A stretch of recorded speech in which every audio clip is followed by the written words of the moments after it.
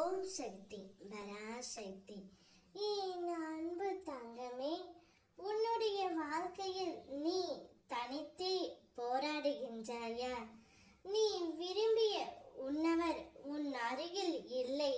அதனால் உன் மனம் தடுமாறுகின்றது.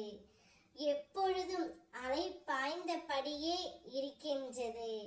இதனை அடக்க நிலைப்படுத்தும் வழிதான் என்ன என்பது உன் மனதிற்கு தெரியவில்லையா தங்கமே? உன்னுடைய மனம் எப்பொழுதும் எதை பற்றியோ சிந்தித்துக் கொண்டே இருப்பதால் தான் தெளிவான முடிவுகள் உன்னால் எடுக்க முடியாமல் தடுமாறுகின்றாய்.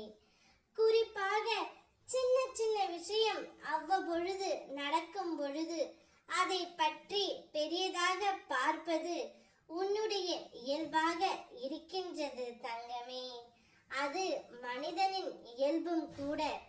உதாரணமாக, யாராவது உன்னை திட்டிவிட்டால் பதிலுக்கு உன்னால் திட்ட முடியாத பொழுது நேரில் கூனி குறுகி விட்டு அவருக்கு பின்னால் அவரை மனதிற்குள் அதிகமாக திட்டுவது போலவும் அடிப்பது போலவும் தன்னை ஒரு பெரியதாக நாயகனாக காட்டிக்கொண்டு ஒரு பெரிய கதையையே பின்னிக்கொண்டு இருக்கின்றாய்.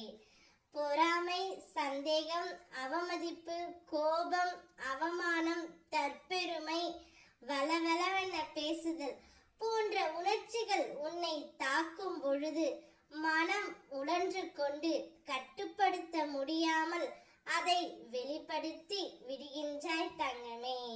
இதனை நீ அடக்க வேண்டும். உன்னை விட்டு சிலர் பிரிந்தாலும் அவரை நினைத்து நீ கொண்டிருக்கின்றாய். அவரால் உன் மனம் காயமடைந்தது மட்டுமல்லாமல் உன்னை நீயே அதிகமாகவும் வருத்தியும் கொள்கின்றாய். உன்னுடைய மனம் மற்ற உறவுகளுக்காக ஏங்குகின்றது. உனக்கு பிடித்த உறவை தேடுகின்றது. தனித்தே இப்பொழுது வரை உன் வாழ்க்கையில் நீ போராடி கொண்டு இருக்கின்றாய். எனக்காக யாரும் இல்லையே என்ற மனம் ஏக்கத்தில் அலைப்பாய்ந்து கொண்டு இருக்கின்றாய். கவலைப்படாதே என் தங்கமே. நீ தேடும் உறவை உன்னை தேடி நான் வரவழைக்கப் போகின்றேன்.